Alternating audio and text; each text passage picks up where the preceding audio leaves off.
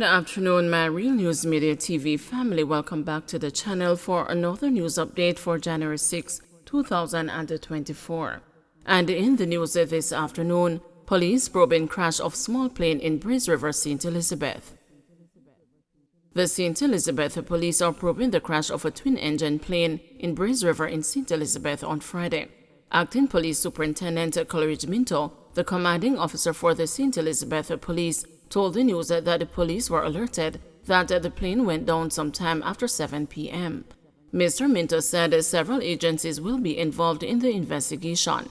He noted that the area has a history of illegal landings, but did not say whether this incident is connected with illicit drugs trade. The aircraft was fully burnt and there's an active investigation ongoing. No person was found, no other items except for the burnt remains of the plane. And therefore, like I said, this investigation will expand beyond the St. Elizabeth Police. We have already made contact with other agencies to determine the origin of the aircraft, as also to broaden the investigation to try and establish why this aircraft would have been here. The investigation is active at this time, and therefore will allow the various agencies and the police to conduct a full and thorough investigation before we can make any other pronouncement surrounding this incident. Woman arrested following firearm seizure in St. Anne. A woman was arrested after the seizure of a firearm in Mansfield Heights, Oteria, St. Anne on Friday night. Her identity is being withheld pending further investigations. Reports indicate that at about 10:50 p.m., the police were conducting an operation in the community where a business establishment was searched.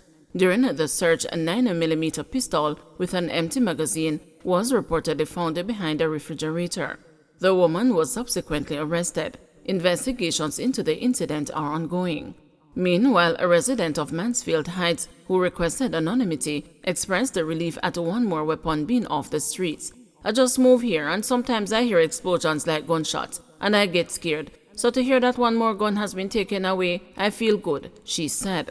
More than 7 firearms have been seized in Jamaica since the start of 2024. JCF Mourns sudden passing of police corporal.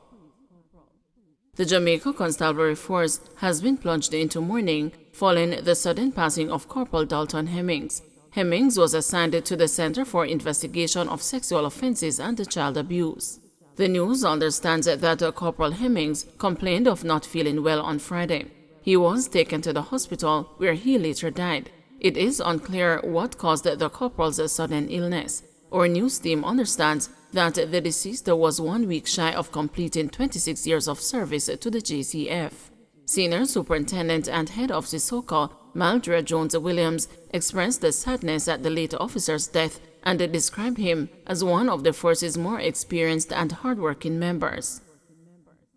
47-year-old Carpenter fined $450,000 for possession of cocaine.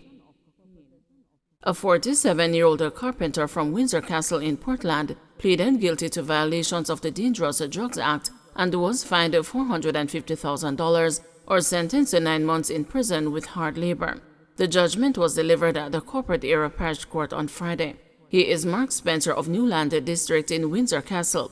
Spencer was slapped with a fine by a parish court judge following an April 23, 2021 incident in which 0.2 kilograms of cocaine was reportedly found in his possession after lawmen searched the Toyota Succeed motorcar he was driving. The find was made during an operation by the Narcotics Police on Mountain View Avenue in Kingston. Spencer was fined $150,000 or 3 months imprisonment for possession of cocaine and $300,000 or 6 months imprisonment for dealing in cocaine. St. Catherine man on burglary charge granted $500,000 bail.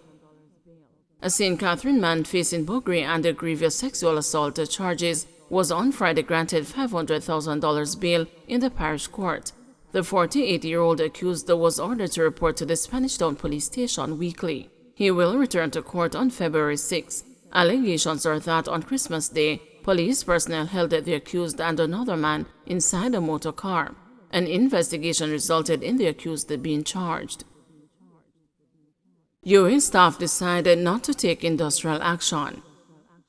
Academic and the senior administrative and the professional staff at the University of the West Indies, Mona, have decided against industrial action in light of steps being taken to implement an interim salary adjustment while a compensation review takes place. The workers and their unions threatened the last week that they would take industrial action to press the government on the matter.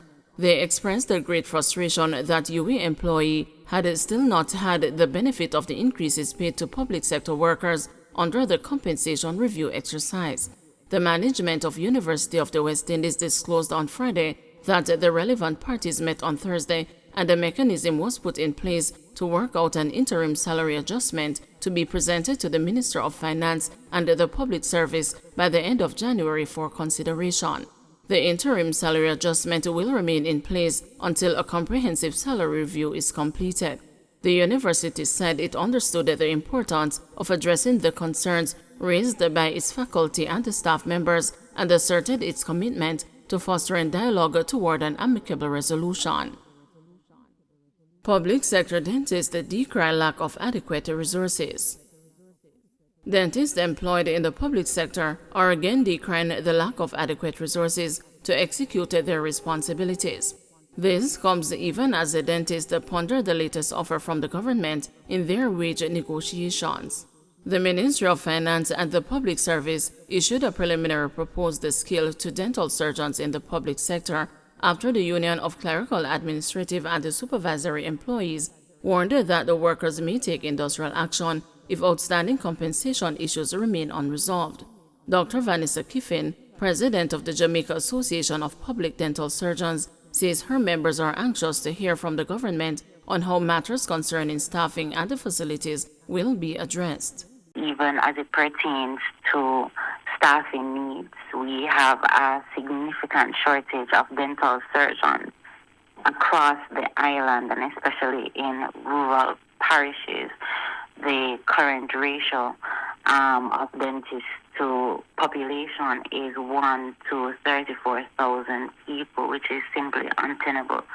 We really seek partnership with the ministries because we do have concerns primarily with the Ministry of Health as it regards staffing requirements and as it regards the facilities, because most of them are not equipped to even provide basic dental services.